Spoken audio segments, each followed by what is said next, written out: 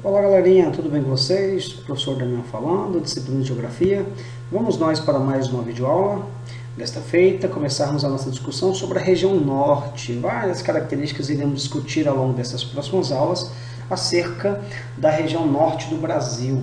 Mas inicialmente vamos falar dos seus aspectos naturais, trazer aqui alguns elementos que caracterizem as questões naturais da região norte, que é esta vastidão da floresta amazônica, entre outras coisas, a presença da bacia do Rio Amazonas, mas tem muita coisa bacana para nós descobrirmos sobre os aspectos naturais da região norte. Vamos lá? Bom, a primeira informação que nós precisamos trazer é que a região norte é a maior região do Brasil. As 5 regiões estipuladas pelo IBGE, a maior região é a região norte, né? Ela é formada pelos estados do Acre, Amapá, Amazonas, Pará, Rondônia, Roraima e Tocantins. Portanto, 7 estados compõem a região norte do Brasil, que, repito, é a mais extensa, com mais de 3.800.000 quilômetros quadrados, para ser mais exato, 3.853.671 quilômetros quadrados, né? Isso faz com que a região corresponda a quase a metade do território brasileiro, né? E isso é muita coisa, quase metade do Brasil é a região norte. E por essa vastidão toda, a região apresenta características naturais bem distintas e que influenciaram bastante no seu processo de ocupação, com destaque para a floresta amazônica, que nós sabemos é um dos inibidores, né, aquilo que inibe o processo de ocupação mais intensa dessa região no Brasil. Embora tenham cidades importantes e bastante populosas por lá, como as capitais do Pará, a cidade de Belém, a cidade de Manaus, capital do estado do Amazonas, por exemplo, mas ainda assim nós não temos uma presença maciça de população por conta de, entre outros fatores, graças a Deus, termos uma vasta floresta equatorial denominada floresta amazônica. A tabela que traz, né, alguns dados básicos, né, por exemplo, no estado, a sua capital e a extensão territorial. Temos estados relativamente bem pequenos, como por exemplo o estado do Acre, né, que tem pouco mais de 160.000 quilômetros quadrados, e o estado do Amazonas, que é o estado mais extenso da região e é também o estado mais extenso do Brasil. O estado do Pará é o segundo estado mais extenso da região e é também o segundo estado mais extenso do Brasil. Só algumas curiosidades territoriais dos 7 estados que compõem a região norte do Brasil. No que diz respeito ao relevo, quais são as principais características do relevo dessa região? Né, dessa região brasileira encantadora por conta da presença da floresta, dos rios, da biodiversidade incrível. Na região norte do Brasil, o relevo predominante são relevos de baixas altitudes, né, que correspondem, por exemplo, às depressões amazônicas e às planícies ao longo dos grandes rios, em destaque o rio Amazonas. As altitudes predominantes estão abaixo dos 200 metros, até porque é uma grande região de planície, né, ou então com a presença de algumas depressões, como a depressão amazônica.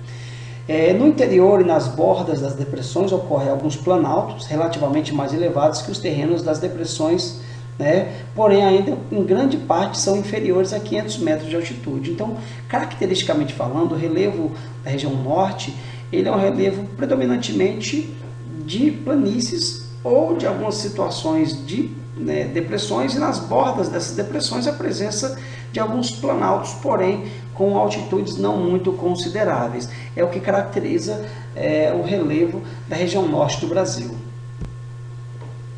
A exceção para tudo isso aí está no estado de Roraima, né, onde por lá se inicia o Planalto das Guianas, né, que são planaltos residuais norte-amazônicos com elevações bem consideráveis. E lá, somente lá na região norte é que existem grandes elevações, né, como é o caso do Pico da Neblina, que é o ponto mais alto do Brasil, e o Monte Roraima. São as exceções à questão ali do relevo da região norte, que é basicamente constituído de áreas mais baixas. A exceção está no estado de Roraima, que por lá se inicia o Planalto das Guianas, né, e aí nós vamos ver a presença do Pico da Neblina, com mais de 2.900 metros, o ponto mais alto do Brasil, e também o Monte Roraima. Aqui nós temos, né, o mapa que mostra a disposição do relevo da região amazônica. Então perceba que boa parte do relevo da região norte, melhor dizendo, é constituído por por planícies, né, em detrimento ali das bacias sedimentares dos rios, mas também temos a presença de algumas depressões e algumas planícies, alguns planaltos de altitudes relativamente baixas, e a elevação de fato mais extensa vai ficar a cargo ali dessa região ali no estado de Roraima, onde nós vamos ter as maiores elevações do Brasil. Mais precisamente, pessoal, só para corrigirmos, o Pico da Neblina está no estado do Amazonas, né? O Monte Roraima no estado de Roraima, o Pico da Neblina no estado do Amazonas, uma correção feita aqui há tempo, viu? Com 2.994 metros de altitude. Efetuando aqui a porta da correção, Pico da Neblina no estado do Amazonas, e nós temos aqui o aspecto do Pico da Neblina. Agora sim, o Monte Roraima, que é esta grande cadeia de planaltos, de chapadas, né? Nós já tratamos sobre isso, que fica também no estado de Roraima. Agora a hidrografia, né? O que mais caracteriza a região norte é a vastíssima presença de rios, e importantíssimos rios bastante caudalosos, bastante extensos, né? E o destaque fica a cargo dos rios como o Rio Amazonas, Rio Tocantins, entre outros rios muito importantes dessa região do Brasil. A região norte apresenta extensos e volumosos rios como o Tocantins e o Amazonas. O Rio Tocantins forma a bacia hidrográfica Tocantins-Araguaia, e a bacia amazônica, que é a maior do mundo e ocupa uma extensa área da América do Sul. No Brasil, a bacia amazônica abrange quase toda a região norte e também parte da região centro-oeste, dado o tamanho gigantesco da bacia do Rio Amazonas. O Rio Amazonas, que é o maior rio do planeta, também ele ali forma a bacia amazônica com outros gigantescos rios, como é o caso do Rio Madeira, como é o caso do Rio Negro, o Rio Solimões, entre outros rios também, o Rio Branco, que todos constituem esta gigantesca bacia do Rio Amazonas, que é a maior bacia hidrográfica do mundo. Aqui nós temos, né, um mapa que demonstra ali a gigantesca bacia formada pelo Rio Amazonas e seus afluentes e subafluentes, né? Então o Rio Amazonas como principal, temos ali a presença, repito, do Rio Negro, o Rio Solimões, né? O Rio Juruá, o Rio Madeira, e aí o Rio Tapajós, também já cá na região centro-oeste, o Rio Xingu. Todos esses rios eles constituem a gigantesca bacia do Rio Amazonas, que, repito, é a maior bacia hidrográfica do mundo.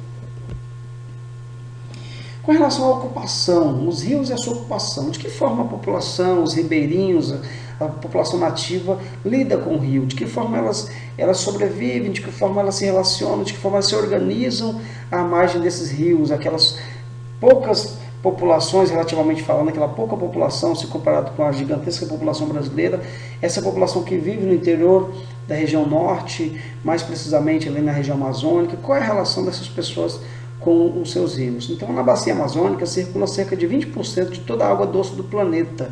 Isso é muito, né? E nas suas margens, as suas margens são ocupadas por terras indígenas, comunidades ribeirinhas, vilas e cidades de tamanhos diversos. Por exemplo, você tem uma Manaus, mas você vai ter cidades pequenininhas à margem também, né, da bacia amazônica. Você vai ter vilas, você vai ter também aldeias indígenas, você vai ter comunidades de ribeirinhos, vilas de pescadores. Então existem muitas pessoas ocupando essa região, essas margens de rio, se relacionando com essa realidade com a presença de muita água doce, né? E, enfim, como se dá todo esse processo, né? Então é importante nós observarmos isso. E além disso tudo é determinante na realização de muitas atividades no cotidiano dessas pessoas, porque os rios são fontes de subsistência. Parte deles vive, por exemplo, da pesca e da extração de recursos naturais desse rio, assim como também é de lá que eles obtêm água e alimentos, né? Então, o rio é fundamental na vida dessas pessoas, não é apenas uma questão geográfica, mas é a presença de algo que faz parte das suas vidas, que inclusive lhes fornece vida, lhes fornece alimento, lhes fornece água. Como a maioria dos grandes rios amazônicos atravessa áreas de planície, há mais de 20 mil quilômetros de vias fluviais navegáveis, e em muitos casos as embarcações apresentam o principal, se não o único meio de transporte de pessoas e mercadorias. Então, é muita área alagada, são muitos rios, são muitos afluentes, então a bacia amazônica é gigantesca. Então, naturalmente, as pessoas, ao necessitarem de se deslocar, elas farão isso sobre o próprio rio. Então, o deslocamento de pessoas, também de mercadorias, o transporte aquaviário de modo geral, as hidrovias por lá, elas são essenciais. Ainda que não muito desenvolvidas, ainda que muitas embarcações são bastante ainda precarizadas e precárias, enfim, mas não tem, às vezes, outra alternativa de deslocamento se não for pelas águas dos rios. Então, por isso, o transporte fluvial por lá é bastante importante, bastante intensificado. Aqui nós temos o aspecto de algumas embarcações. Essas embarcações elas são muito comuns nos rios da bacia amazônica. Algumas cidades distam quilômetros, centenas de quilômetros umas das outras, e o trajeto de uma embarcação como essa leva horas até que as pessoas desembarquem em outras cidades. Então, tudo isso aí faz parte do aspecto de vida daquelas pessoas que vivem às margens dos rios da bacia amazônica. Durante os meses mais chuvosos, os rios amazônicos eles alagam as áreas de várzea e algumas delas apresentam variações de nível de muitos metros, né? O regime de cheias e vazantes acaba influenciando aspectos do dia a dia das pessoas que por ali moram, como por exemplo o transporte, a agricultura. Haja vista que o processo de alagamento dessas várzeas durante as cheias resulta em solos mais férteis e que posteriormente podem ser explorados durante o período em que as águas estiverem mais baixas. Então, as cheias e as vazantes elas são fundamentais em muitos momentos da vida dos ribeirinhos, né? Não somente por regime de cultivo, de agricultura, mas também, por exemplo, a criação de animais, assim como também o deslocamento dessas pessoas pelos rios nas suas vias fluviais. Outro aspecto também bastante marcante da região norte, especialmente entre a população ribeirinha, é as construções características denominadas de palafitas, né? Que é uma estratégia para proteção durante as cheias dos rios. Então são casas construídas, né, sobre estruturas de madeira para que elas fiquem suspensas acima do nível máximo que o rio possa atingir durante as suas cheias. Aqui nós temos o aspecto das palafitas que são muito comuns em áreas ocupadas pelos ribeirinhos na bacia do rio Amazonas. Falar agora um pouco sobre o clima. Quais são as principais características climáticas da região norte do Brasil? Uma das questões que nós podemos destacar no que diz respeito ao regime chuvoso é uma precipitação elevadíssima, né? Em algumas áreas, em algumas regiões da região norte do Brasil, o acumulado pluviométrico pode passar dos 2.500 milímetros de chuva por ano. Isso é muita chuva, né? Uma outra característica também marcante, que é típico dessa região de clima equatorial úmido, é a predominância de temperaturas bastante elevadas e muito úmidas, né? O que contribui muito para a taxa de evaporação e, consequentemente, para a formação de nuvens de chuva e precipitação. Então, nós temos a presença de muitos rios, então permite a evaporação. A presença de muita floresta permite a evapotranspiração, por isso a formação muito constante, né, de nuvens de chuva e precipitação. Caso haja algum desequilíbrio aí, o ciclo chuvoso se altera, né? É importante salientar também que a amplitude térmica por lá é muito pequena. O que é a amplitude térmica? Que é a variação entre a menor e a maior temperatura.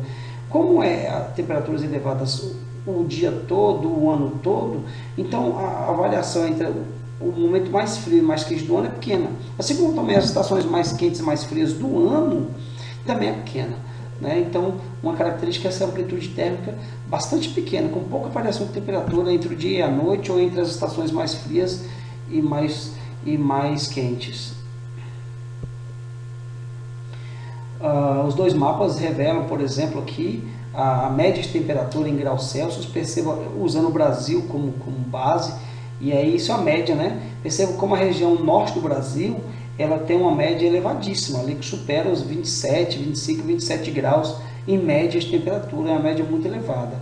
Assim como também o outro mapa, ele vai revelar em milímetros os acumulados pluviométricos. Percebam como, por exemplo, o acumulado da região norte, mais precisamente o norte da região, é bastante considerável, chegando a ultrapassar os 2.500 milímetros de chuva por ano. Falar agora da vegetação. Falar da vegetação da região norte, naturalmente temos que falar de forma mais intensificada sobre a floresta amazônica, que é uma floresta pluvial, típica de ambientes úmidos e temperaturas elevadas, né, que abriga uma variedade de espécies gigantescas. É uma região de uma biodiversidade muito, muito incrível, que acaba sendo influenciada pelo clima e influenciando também o clima, né? Então nós temos uma presença de uma floresta densa, ampla, com espécies animais e vegetais múltiplas, né? É uma característica da floresta amazônica. E a floresta ela ocorre em tanto matas de inundação, como também ocorre em matas de terra firme, é o que nós vamos ver. As matas de inundação, elas se dividem basicamente em dois grupos. Nas matas de inundação, e o nome já diz, são matas que ficam inundadas durante boa parte do ano. Nós temos, entre as matas de inundação, temos a mata de igapó, que são encontradas ao longo das margens dos rios, em áreas constantemente alagadas. Elas apresentam árvores de menor porte, se comparadas com o restante da floresta, por exemplo, além de muitas espécies de plantas aquáticas, como, por exemplo, a famigerada Vitória régia, né? Então, é um tipo de mata encontrada ao longo do curso de rios, alagadas constantemente, boa parte delas, com árvores de menor porte, com a presença de muitas plantas aquáticas. Aqui adiante nós vamos ver o aspecto de uma mata de igapó. Aqui, por exemplo, temos um exemplo, uma imagem que ilustra aí as matas de igapó na região norte do Brasil. Entre os tipos de matas de inundação também, nós vamos ter as matas de várzea. Elas se concentram em áreas que alagam apenas no período das cheias, em geral entre as matas de igapó e de terra firme, que seria basicamente ali uma região intermediária entre as matas de igapó e as matas de terra firme, né? Elas estão alagadas durante as cheias e estão em terra firme durante a vazante. Algumas espécies de mau porte são encontradas por lá, como o cacaueiro, como a seringueira, mas existe uma mescla ali de árvores de porte menor e porte maior, por conta de ser ali uma região transitória entre o igapó e a mata de terra firme. Aqui nós temos, né, um aspecto de uma mata de várzea, né, que ali você vê que a cheia do rio faz com que parte dessa vegetação esteja alagada. Quando ela vier a vazante, essa mata vai estar em terra firme, mas sempre com essa característica de ficar alagada durante o período de cheias. E as matas de terra firme, né? Elas são distintas das matas alagadas, né? Elas se situam em áreas livres das inundações dos rios e representam a maior parte da floresta amazônica. Essas matas abrigam as maiores árvores da floresta, cujas grandes copas se unem. Isso dificulta a passagem da luz solar, né? Ou seja, quando as árvores, que boa parte delas são muito grandes, né, tem copas altíssimas nas matas de terra firme, isso serve para várias espécies de árvores encontradas na região norte do Brasil. As copas elas se unem, dificultando a entrada ali da luz solar, tornando o ambiente muito escuro e úmido, que é característico dessas matas de terra firme. O cedro e a sumaúma são espécies características de matas de terra firme encontradas na região norte do Brasil. Um exemplo, né, de uma mata de terra firme com uma presença relativamente pequena de luz solar por conta das copas que se unem e não permite a passagem tão, né, intensa da luz solar. Mas além desses tipos de vegetação que são comuns da região amazônica, do norte do Brasil, né, porque nós temos que observar que a região norte do Brasil é constituída, boa parte dela, pela chamada região amazônica, né, pela presença da floresta amazônica, mas nós vamos ter outras características, outras formações vegetais, né, outros ambientes também na região norte, como é o caso, por exemplo, dos campos e dos cerrados. Então, falando de outras formações vegetais, a região norte apresenta outras formações, como é, por exemplo, essas áreas de transição entre um tipo de vegetação e outro. Exemplo, os campos, que ocorre lá em Roraima, por exemplo, e o cerrado, que cobre determinada área de Roraima, Rondônia, Pará, Amapá e grande parte do Tocantins. Então percebam que existem regiões que são transitórias de vegetação, que não são necessariamente constituída pela floresta amazônica, e que tem, portanto, essas características de uma vegetação mais rasteira, como, por exemplo, o cerrado, que é encontrado no Pará, em alguma região do Pará, não é em todo o estado, é evidente, né? Então, em pequenas porções do Pará, né, de Roraima, de Rondônia, mas em grande parte do Tocantins. O cerrado tem essa característica de porte mais menor, de tronco retorcido, né? A biodiversidade encontrada por lá também é diferente. Os campos que são encontrados também, que ocorrem em Roraima, tem aquela vegetação rasteira, né? Constituída ali por relvas e gramíneas. Então, são outras formações vegetais também verificadas na região norte do Brasil. Nos estados do Amapá e do Pará, sobretudo na costa desses estados, nós temos as matas de igapó e as matas de vazas, que na verdade elas dão lugar, matas de igapó e mata de vaza, elas dão lugar aos mangues, o chamado mangue da Amazônia, que são áreas de grande biodiversidade. São comuns, por exemplo, nos litorais das regiões costeiras do Amapá e também do Pará. Agora, uma questão que é muito importante nós tratarmos. A região norte e a região amazônica, elas não são sinônimos, né? A região norte é aquela região brasileira constituída por 7 estados, que nós falávamos inicialmente, e a região amazônica, ela é uma região que abrange boa parte do norte do país, mas que não é necessariamente a mesma coisa, né? A Amazônia é a área de abrangência da floresta amazônica, que ultrapassa os limites da região norte, além de avançar inclusive por outros países da América do Sul. A região amazônica, ela é conhecida como a Amazônia Internacional, aquela que abrange outros países da América do Sul, ou Panamazônia. Então, quando a gente fala em Amazônia Internacional, estamos falando da grande floresta amazônica que cobre boa parte do norte do Brasil, mas que extrapola as fronteiras e estão presentes, por exemplo, em florestas ali do Peru, né, da própria Guiana, do Suriname, aqui também da Bolívia, ou seja, ela extrapola os limites internacionais e é também encontrada em alguns países da América do Sul. Já chamada Amazônia Legal, foi um termo criado pelo governo brasileiro para promover o desenvolvimento regional da Amazônia, corresponde à Amazônia brasileira, que inclui todos os estados da região norte, mais o Mato Grosso e parte do estado do Maranhão. Então, quando nós falamos de Amazônia Legal, estamos falando da Amazônia que cobre o território brasileiro. Basicamente, todos os estados da região norte, mais o Mato Grosso e um pedaço, digamos assim, do estado do Maranhão. O mapa agora vai esclarecer isso para a gente.